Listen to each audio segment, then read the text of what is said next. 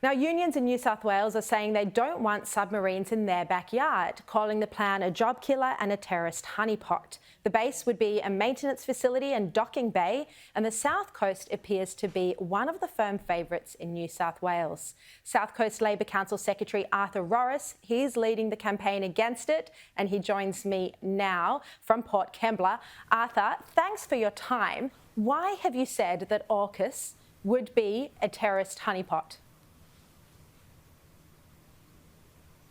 Good afternoon, Sharri. Actually, what we've said is the location of Port Kembla for what we consider to be a nuclear parking lot, because that's in effect what they'll turn the place into, is not going to be good news for Port Kembla and doesn't make sense.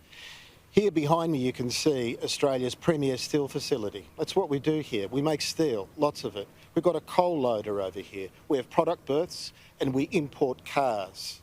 We also, in the very near future, will have tens of billions of dollars of investment that'll be riding on this port for energy, hydrogen, everything from wind turbines and other types of technology. Now, the head of Ports New South Wales, the CEO, said this: there's not enough room here for both. Either we turn the place into a nuclear parking lot for the US Navy in the first instance, or we proceed with our plans of investment. Now, we're just not prepared to lose $43 billion worth of investment to turn our port into a nuclear parking lot. Doesn't make sense to us. Arthur Rorris, do you recognise that Australia does need nuclear-powered submarines? The case hasn't been made to us. I don't recall a national conversation about the matter. In fact, I don't recall any conversation at all about some of these strategic realities. And here in Port Kembla, there's been even less consultation. None, in fact. Hasn't the national not even case been with the how chief we've executive seen of the port. China? Hasn't the national case been how we've seen China act towards Australian business, government and people over the past 3 years? Look, I'm not an expert in those geopolitical things. I've got my views, Sharri, like everyone else does. But you don't need to be an expert to see that China has been putting high tariffs on a lot of our produce and has sent the 14 demands to the government that would impact on our national sovereignty. Well, we see a lot of questions about our national sovereignty, but what I was going to say, I can tell you what they're talking about the pub up the road, and that is you don't get into a fight unless you're going to win it. And no one here believes that we can win a fight with a global giant. So why pick it unless you can win it? If we don't have we can't win it if we don't have the nuclear-powered submarines. This is exactly the case for having nuclear-powered submarines to give us a fighting chance of starting to defend ourselves should we ever need to in 20, 30, 40 years down the track. Sharri, I think the idea is we don't need a war at all. What we're trying to do is make a living. What we're trying to do is meeting, as you noted before, the rising costs of power and other bills. What we're trying to do is keep people in jobs in this port. And what I'm trying to tell you is that what the locals here are really concerned about is that the only jobs we're going to get here once the US Navy moves in is the contract to build the fences to keep the locals out of our own port. Well, hasn't the Australian government said that there'd be $42 billion worth of investment? Jobs? The government has put the estimate at about 20,000 jobs. Here. We haven't seen the great breakdown of them yet. Yeah. Sharri, we haven't seen any breakdown. In fact, the only thing we do know is that the boats won't be made here at Port Kembla.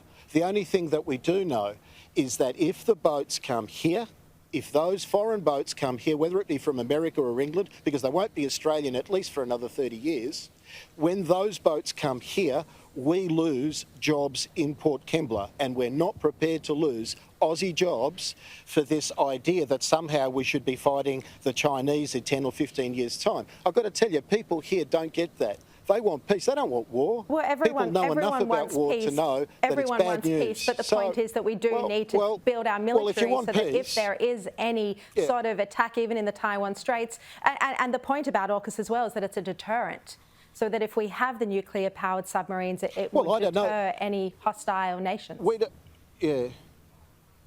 Well, as I said, that conversation hasn't been had. We've been asked to trust our leaders about it. But what I'm repeating, I guess I'm the messenger, the conversation around here is we don't see that threat. The only threat that people see here is to our jobs, and they don't like it They don't like the idea that we could lose our port to a foreign navy for what we consider to be no good reason. We're concerned about jobs here and the ability of our people to pay the bills, and we're concerned that if they do bring in the navy, we lose so much of that investment. Jobs count in this town. Yeah, Arthur Rorris, it's interesting that the federal Labor government has confirmed Adelaide, has confirmed WA, but there has been no formal confirmation that Port Kembla would house some of the submarines which you're referring to. Do you think they are holding off and making this announcement because there is a state election campaign at the moment? You're in a left seat and the people might be furious about it and it could impact on the election. Look, I don't know. We've asked the same question. To be honest, what people are saying here is that it's a few military bosses just making calls out of thin air because they've been asked to nominate a place. I mean, they haven't even spoken to the chief executive of the Ports Corp about the plan. I mean, not even a phone call. That doesn't sound to us like a credible way to do some sort of an assessment or scoping study. But see, they haven't done one other thing, which is work out that this is a major city here.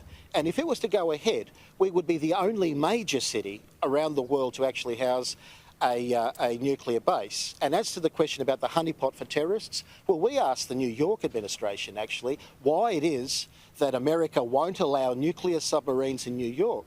And their answer, interestingly, was because it would be prone or a risk of a terrorist attack or accident which could impact on the population.